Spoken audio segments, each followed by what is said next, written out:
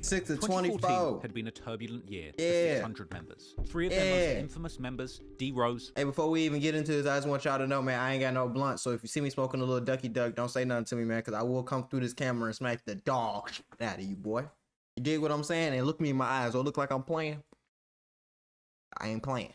Rondo Number 9 and C-Day would all be taken off the streets for good after being implicated in high-profile murder cases. And with the murder of their star rapper L.A. Capone in 2013, it would seem that the gang lifestyle was truly catching up to them. But despite these losses, the remaining members would continue to carry the flag for their set musically. On the 4th of June 2014, 600 member 600 Breezy drops his track Don't Get Smoked. This track would be a gang...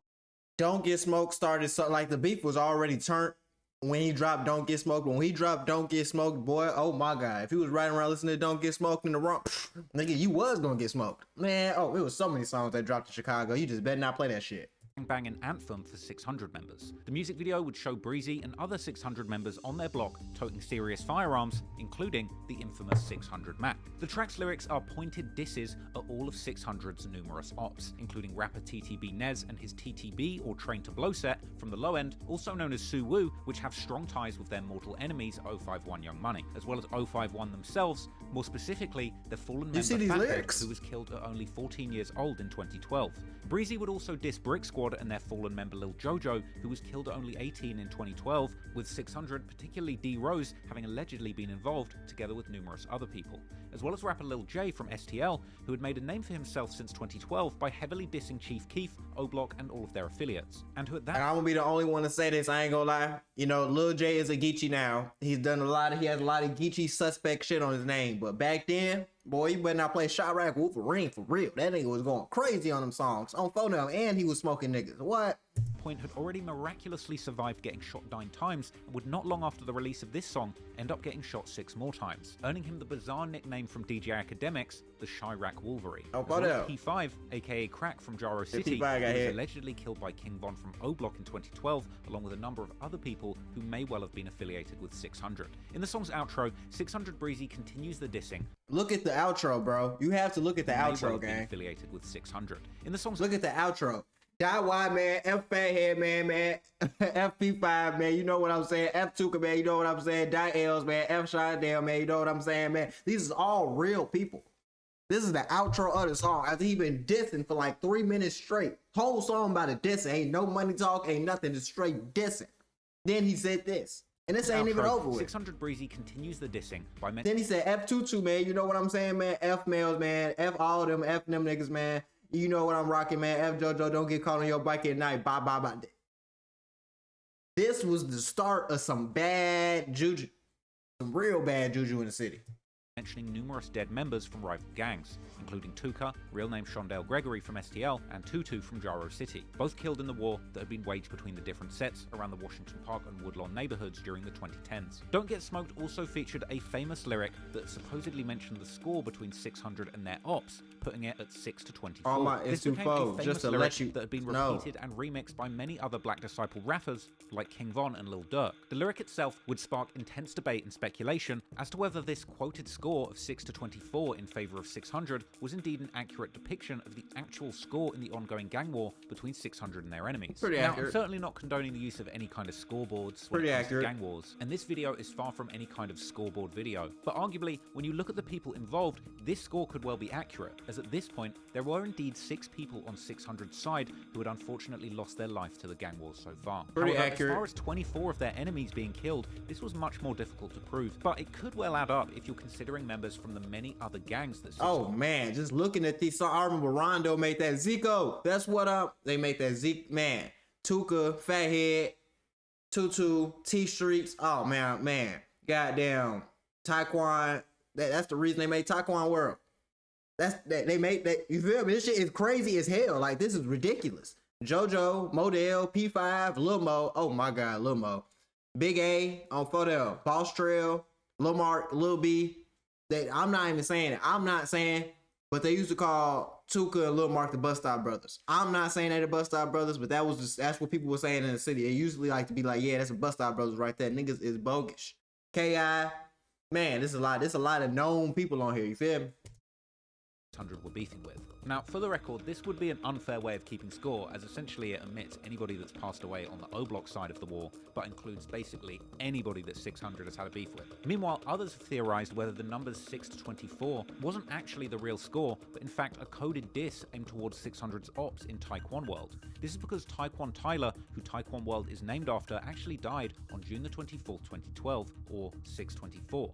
And many ops of 600 from Taekwon World have publicly stated how much they hate this combination of numbers in a date. Or, perhaps more likely, 6 to 24 may well even be an elaborate play on words, or in this case numbers, to represent the letters B and D in the alphabet, with 6 representing the 6 of 600, and 2-4 representing the B and the D standing for Black Disciples. And this is actually what 600 Breezy himself says in the very next line of the song, where he raps how all of his friends are 2-4. Regardless of the exact explanation, these bold lyrics would put 600 Breezy on the map as the next big rapper to look out for from 600. But meanwhile, in the streets, things would unfortunately keep heating up. Only days after this song released, another high-profile murder would unfortunately take place.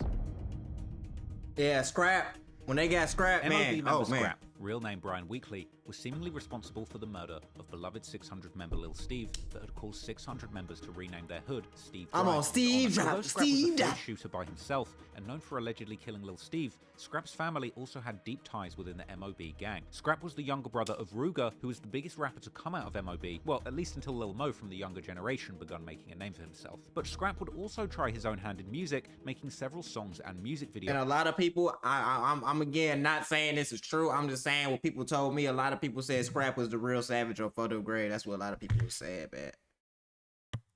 Over the years, often collaborating with his brother Ruger and even his cousin FBG Duck, as well as his close friends Buki and Dusky the Man. They would even have Lil Jojo, who made the controversial track BDK before his death in 2012, appearing in their biggest song, Ain't Nothing Bigger, which is an anthem dedicated to their street set MOB. And in his verse, Scrap would diss both D-Thang and Lil Steve. Besides the obvious diss towards D-Thang, aka Devon, these lyrics once again reference how Lil Steve had supposedly tried to kill Scrap, which is why Scrap allegedly ended up killing him first, as he would imply several times on Twitter. This was a sad turn of events because, as mentioned before, years prior, many 600 members were even very close with Scrap. Tay Capone would actually explain that Scrap went to the same school as McAdoo from 600, and he would bring him around other members playing basketball. And as Scrap and Ruger's father, Big Les, would later claim in an interview, the war with 600 ultimately began with his youngest son, Scrap. Big Les would explain how McAdoo had stayed in Scrap's house multiple times, and Scrap would stand up for Mac in their school when anyone would try and beef with him.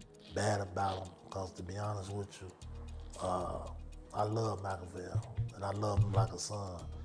And for me seeing and knowing what happened between him and my son, I know what happened. Machiavelli stayed at my house. Machiavelli slept at my crib. I took Machiavelli to play ball with my sons. Machiavelli was with me, under me, with my son Scrap. You know what I'm saying? So Machiavelli was just on this side, Scrap was over here. But they still used to be together every day, you know what I'm saying? And the streets, like I said, the streets divided them. As the beef between MOB and 600 got more serious, so too did the relationship between McAdoo and Scrap. And eventually, Scrap would even publicly tweet that he wanted to kill McAdoo and Tay 600 just like Baldy. One of his friends around this time, Rico Reckless, would later appear on No Jumper, where he would discuss just how bloodthirsty Scrap was in the streets around this time. I knew Scrap was a real savage one time, but one time I picked Scrap up. I picked Scrap, Bebe, Stain, think like Freaky or something. And it's crazy when people be trying to come in Rico Reckless crazy. I'm just saying, like, I'm not saying nothing specific about Bloodhound and I'm just saying in general, like, period. Anytime anybody ever tried to come in Rico Reckless crazy, like, he's not a real savage. Like, he's not, like, he's been known on these blocks. Like, no one ever tried to pull his whole card. Like, I'm talking about, like, you feel me? Yeah, you not from this hood, you fapping, you ain't from over here. Ain't no one ever said that. And he been doing a lot of shit for a long time. He's the only nigga I know that went on 63rd twice to that corner store, laid down and all type of cap ass shit on that corner. And nothing happened to him to this day. I just had like an old Lincoln. So now it's all of us up in my Lincoln, but it's like the old school Lincoln that fill up with, and we put hella guns in them.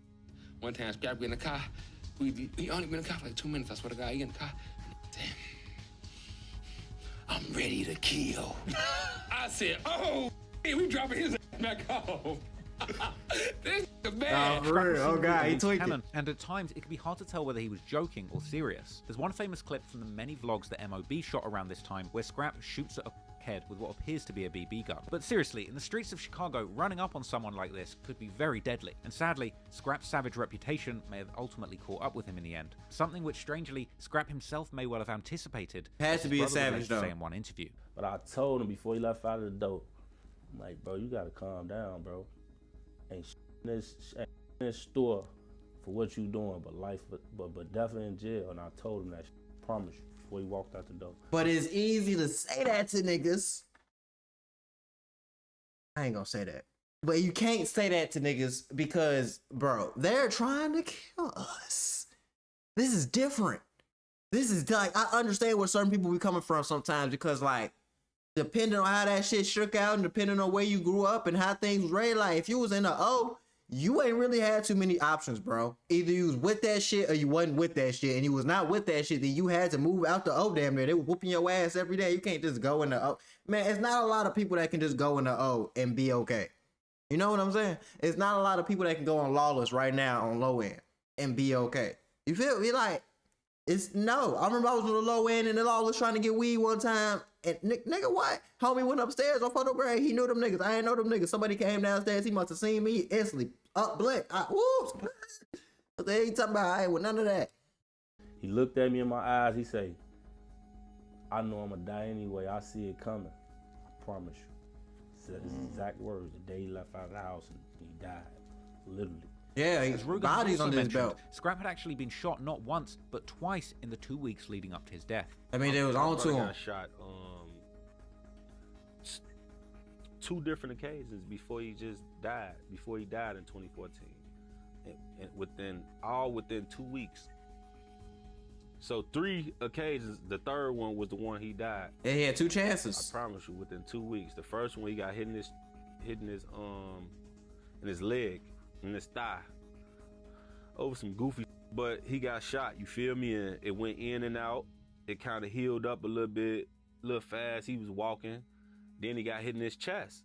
Oh man. But we like 4, 5, 6 days later, in his chest, came out his arm, went straight in and out.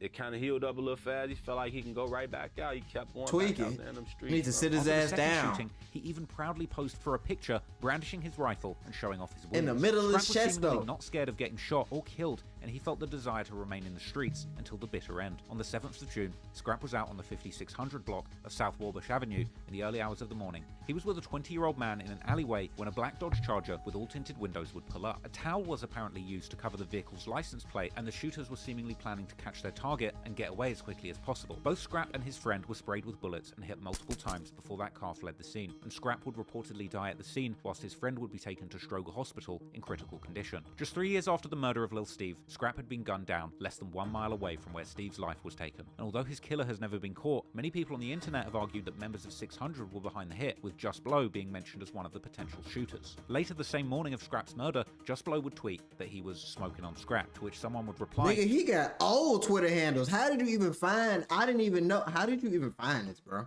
laughing how he should at least wait a bit before dissing somebody who had just been killed a few hours before. He would also allegedly post a video of himself being on 600's hood near the site of Scrap's murder scene on the night leading up to his death. On the block all night. It's even believed that Just Blow, formerly Justo, took on this new nickname shortly after the killing of Scrap. However, one alternative rumor would circulate, suggesting that the killer was actually another 600 member, Lil Boo. According to this theory, the killer couldn't be Just Blow, as Tay Capone would later openly claim in Instagram comments that Just Blow had actually never killed anyone from MOB. Tay Capone seemingly knew what had happened, and months after the death of Scrap, he would tweet taunting MOB and claiming that nobody had been killed in retaliation after Scrap's murder, and implying 600 were responsible. Tay would also explain in a Cam Capone interview that ultimately Scrap had done something that had 600 on his ass forever, likely the murder of Lil Steve. Say for instance, like before he ended up doing what he doing, if a motherfucker like would have caught Scrap, he probably would have, depending on who it is, he probably would have given him a pass, like, I knew you before this shit. You feel what I'm saying? But it's on with your homies, you feel me? But Scrap ended up doing some that had 600 on his ass forever, you know what I'm saying? And it was just, it was up after that, and he ended up getting whacked. That shit be for real though. Like that shit be really real though, gang. Like sometimes you will do some shit, you just can't take it back. No matter if I went to school with you, knew you before, kicked it with you, smoked with you, fucked your sister. I can't.